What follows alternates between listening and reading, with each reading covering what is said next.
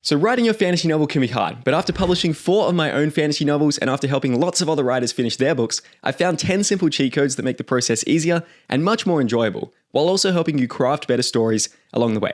And the first cheat code is to use the Zeigarnik effect. In a 1927 research study, psychologist Bloomer Zeigarnik found that we remember unfinished or interrupted tasks better than completed tasks. For example, a waiter might take someone's order at a restaurant and have an uncanny ability to remember that order a few minutes later. But as soon as the order is delivered, the memory just vanishes from their mind. So what has this actually got to do with making your writing easier?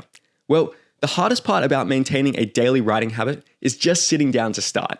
In my experience, once you break the ice with your first few sentences, you have overcome 50% of the struggle. I really felt this the other day when I was writing. I was sort of struggling to begin and I just didn't feel that inspired, but I forced myself to sit down and start writing. And before I knew it, once I'd gotten through those first few sentences, my joy for the story just came back and I ended up writing over 2,000 words for that day. So you want to use the Zeigarnik effect to rig the game in your favor. When I'm writing a scene, rather than finishing that scene completely and ending my writing there for the day, I usually try to stop either just before the scene ends or just after the next scene starts, and sometimes I'll even finish halfway through a sentence or halfway through a word.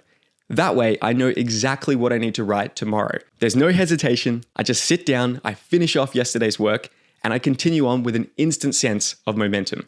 But it is really important that you maintain that momentum throughout your entire writing session, which brings me to the second hack. Now, to explain this second hack, I want you to think about a very common scenario you've probably experienced before, where you're halfway through your writing session and you suddenly need to come up with a new character name for somebody who has just appeared in your story.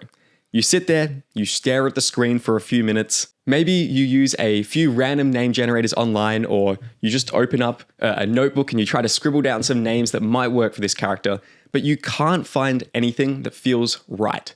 And before you know it, you've now wasted 20, 30 minutes trying to figure out this damn character's name, and you've completely interrupted the flow of your writing.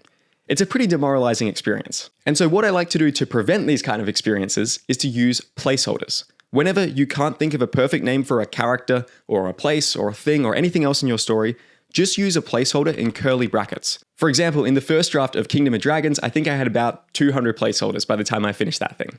Now, the benefit of placeholders is that it really prevents you from getting slowed down while you're writing, and it just allows you to focus on completing that first draft as quickly as you possibly can.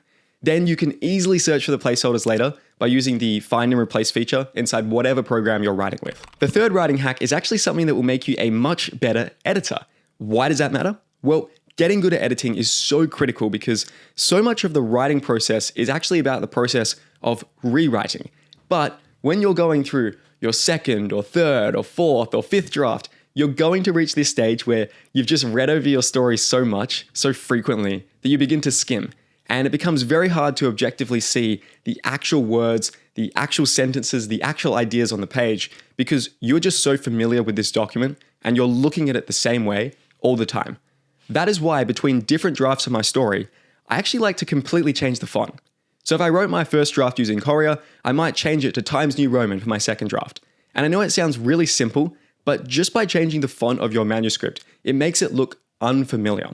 And this helps you to view your story with a much fresher, way more objective perspective by almost tricking you into thinking that somebody else wrote it. Now, this fourth hack is something you can do to massively increase your productivity and consistency as a writer.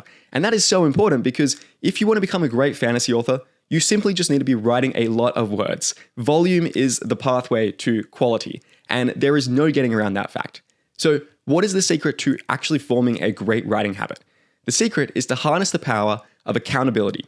In a 2007 study by the Dominican University of California, Gail Matthews found that those who sent weekly progress reports to their friend accomplished significantly more than those who had unwritten goals, wrote their goals, formulated action commitments, or sent those action commitments to a friend. This is exactly what we do inside the Fantasy Writers Guild, which is my accountability and support community for fantasy writers. Every Sunday, we do a check-in where we share how we've progressed for our writing with the week, what went well, what we were struggling with, how many words we wrote if we were working on our first draft, and it has produced really amazing results. As one of my members, Walter, recently told me, the accountability aspect alone is so valuable and has allowed me to write more on a weekly basis than I've previously hoped to achieve, simply because it's not happening in a vacuum anymore.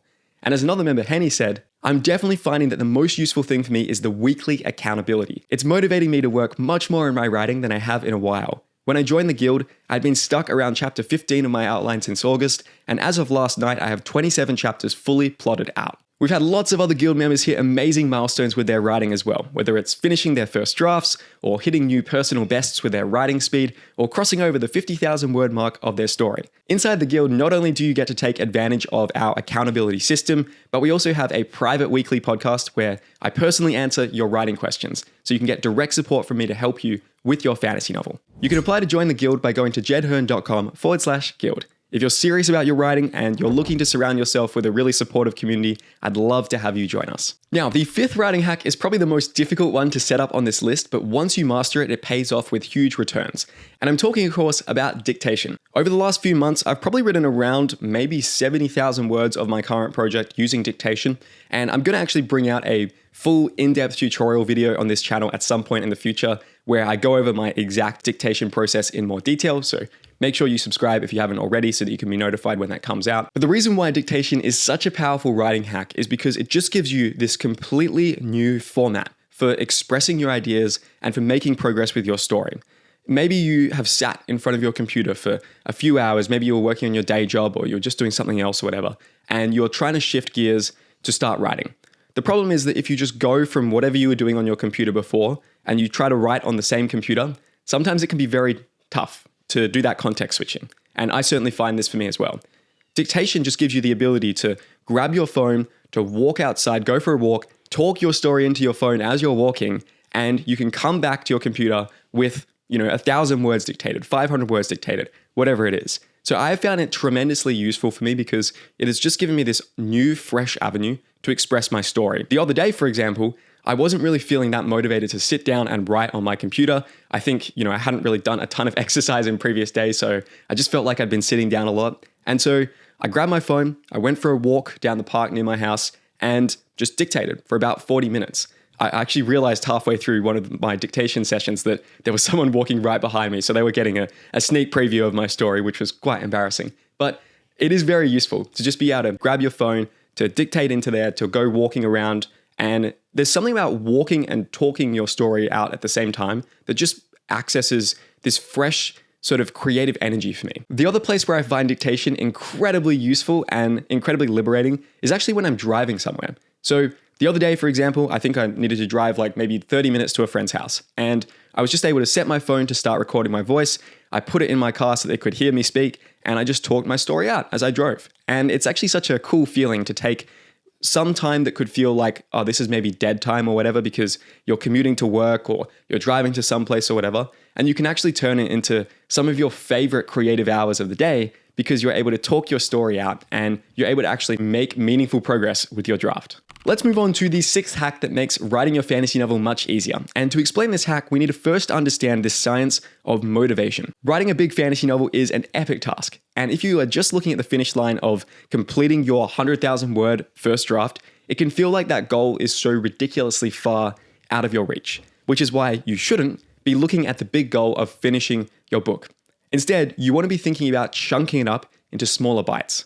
So what do I actually mean here? Well, in the progress principle, researchers Teresa Amable and Stephen Kramer found that the single biggest factor in keeping people motivated isn't massive breakthroughs like finishing a novel. It's the consistent small wins along the way. That is why I've tracked my writing in a spreadsheet since 2018.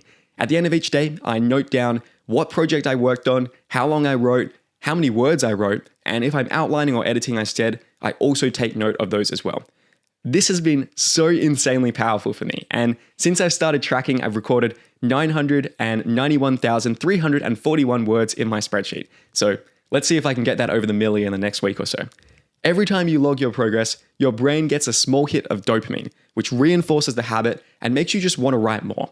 It turns writing from this huge, overwhelming task into a much more tangible game where your goal is just to show up every day and hit your word count, knowing that if you do that for enough days, you will eventually finish your book. The thing about tracking your writing every day as well is that once you've done it for a few days in a row, you start to see this streak form. And the longer that streak goes, the more invested you become.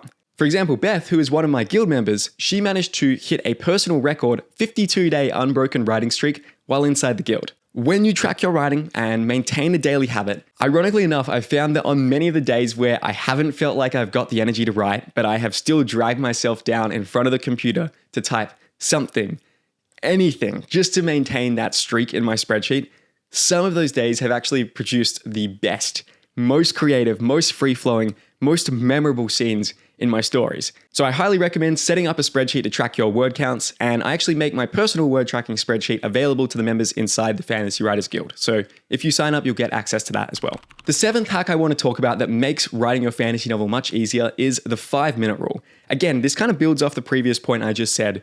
If you intimidate yourself with the size of your writing goals and you tell yourself, I have to sit down and I have to write 5,000 words today, it can be very intimidating to do that. And it can be quite overwhelming, and it can prevent you from even sitting down to start in the first place. That's why whenever I feel sluggish or demotivated with my writing, I just tell myself, Jed, sit down and work on your story for just 5 minutes. And after 5 minutes, if you're not feeling it, if the words aren't flowing, and you feel like you're just producing utter trash, then you can shut your computer down and you can go do something else. In pretty much every case, once I sit down and do those first 5 minutes, I start to enjoy it a bit more. And here's the thing that I found about motivation over the 12 years I've been writing my fantasy novels. Most people think that you need motivation to take action. I've actually found that action creates motivation. So sitting down to start the writing process, and just by telling yourself, I'm just going to work on this for 5 minutes, it creates a little bit of action that starts to get that snowball rolling. The eighth writing hack I want to talk about here is to start each day's session with a writer's brief. So I outline my stories pretty extensively. You can check out this video over here to see my full outlining process in more detail. But even though I have a very strong outline, at the start of each day's writing session, I like to grab, my notebook or a piece of paper, and I just like to put a few dot points down about what I'm trying to accomplish with that day's session. So, it might be, okay, character has a conversation with this person, then they go over here and they find this artifact, and then this attack happens or something like that. And just having a few dot points to aim towards, it sort of warms up your brain. It starts to get you thinking about what you're actually trying to move the story forward towards. So you're not just, writing and putting words down on a page without actually creating any forward narrative momentum. And it makes it so much easier to just stay in that flow state once you get into the writing session because you know exactly what you're trying to accomplish. You can even do a writer's brief after you finish for the day as well. I will often jot a few dot points down in my Word document right before I close up, just so that I have that guidance for the next session. And that way, when I come back to my writing again, I need way less activation energy to start. I already know how to close off the scene or how to continue with the next scene, and so I can just begin and the ice is broken and I'm already moving. The ninth writing hack is something that's going to help you with your editing quite a bit. So like I mentioned earlier in the video, your whole goal when you are editing your fantasy novel is to trick yourself into thinking, I did not write this story, I've been hired as an external editor, and my job is to just come in with a really critical voice and point out all the things that aren't working here and give solutions for the writer to fix it. And when you are just reading through your story in your head, it is sometimes very difficult to notice a lot of small mistakes that you're making. Maybe you write some really long sentences that you can read fine in your head, but if someone was to actually read it out loud, it would just feel like they are running out of breath or it would feel very unnatural. Similarly with dialogue, maybe dialogue makes sense when you're just sort of skimming it in your head and you're just looking at it on the screen. But if you would actually read it out loud, you would realize there's all sorts of unnatural rhythms and words and ways of speaking, and there's some accidental rhyme that feels really corny in a way you didn't intend. That is why the hack I like to use when I'm editing is to use Word's read aloud feature. So this is a free feature built right into Microsoft Word where you can basically get it to read your story out loud with this computer voice. Here's an example. 6 bandits occupied the village below. Zora lay hidden atop the nearby cliff, watching them build a platform in the village square. So the reason this is so useful for editing is that it just helps you pick up all of these little mistakes that you would never see if you were just reading it with your eyes. Particularly when I am deeper into my editing and I'm focused on cleaning up my prose and refining my sentence structure and just trying to make my manuscript as polished as it possibly can be, I do a complete read aloud using Word's read aloud feature from the start to finish of my story. And it is incredible how much this helps me improve the book. So this brings me to the 10th and final hack to help you write better fantasy novels. I would consider this to be the most important one because the single biggest hack I can give you to help you be a more productive, more prolific, more joyful writer is simply to be writing about a story that you are just so utterly obsessed with. When you are obsessed with the story you're telling, questions of motivation or discipline or habits or anything else like that, they kind of just get thrown out the window because you'll just become so eager to explore this story that every waking moment you're thinking about it. You're thinking about it in the shower, you're thinking about it before you go to sleep, you're thinking about it as you're at work or as you're walking around or hanging around with other people. And whenever you get a chance to sit down and write, it's going to flow from you with so much ease because of the amount of subconscious processing power that your brain is putting towards the story.